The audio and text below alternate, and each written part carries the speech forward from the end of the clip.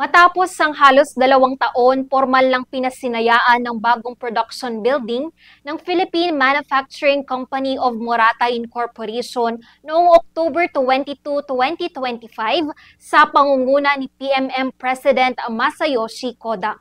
Ang bagong pasilidad ay inaasahang magpapalakas sa kapasidad ng kumpanya sa paggawa ng multi-layer ceramic capacitors o MLCCs na pangunahing produkto ng Murata. Ayon kay PMM President Koda, ang new production building ay makakatulong sa produktibidad bilang tugon sa pagdaragdag ng supply sa tumataas na demand ng produkto sa kabila ng pabago-bagong lagay ng ekonomiya. Production system is targeting a global market, and we have a three territory. One is Japan, one is China, the one is Southeast Asia, and establish the new building in the PMM. We can balance more about the capability between these countries: China, Japan, and Southeast Asia. This is how we can stabilize our supply system to our customer. Even there are many changes, economical changes, and political risks are there, but still we can keep a very good supply chain. Ipinagmamalaki ni President Koda ang lawak ng bagong pasilidad. Aniya magbibigay daan ng gusali sa pagkakaroon ng mas flexible na plano para sa layout ng produksyon.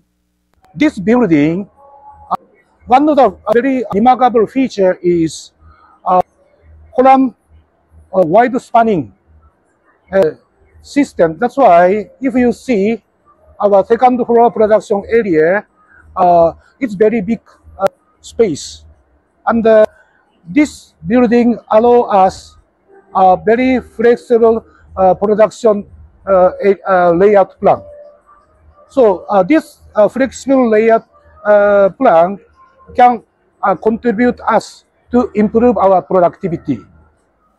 Tinatayang may kabuuan itong lawak na 77,981 square meters, kung saan 32,454 square meters ang inilaan para sa mismong gusali na may 2 palapag.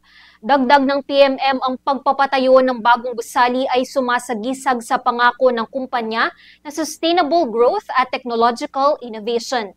Layunin din ng proyekto na makalikha ng mas maraming trabaho, mapaunlad ang kasanayan para sa lokal na manggagawa at higit pang pasiglahin ng ekonomiya ng komunidad. Saad ni President Koda na nais palawakin pa ang PMM gamit ang kasulukuyang pasilidad upang makatulong sa pag-unlad ng lipunang Pilipino.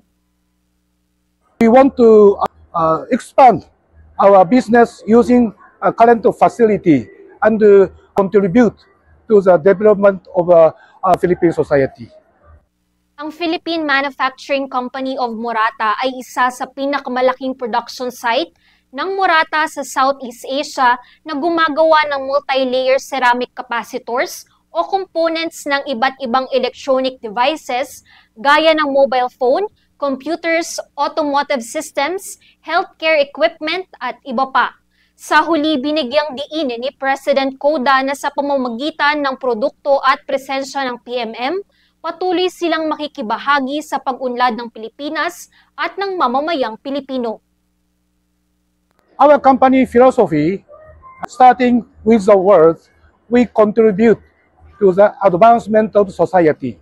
That's why through our products and through our presence here, we continue to contribute to the Philippines and its people forever. Thank you very much. Ang PMM ay tinatag noong September 2011 habang sinimula ng commercial operation noong March 2013 na kilala sa manufacturing and sales ng mga electrical and electronic components.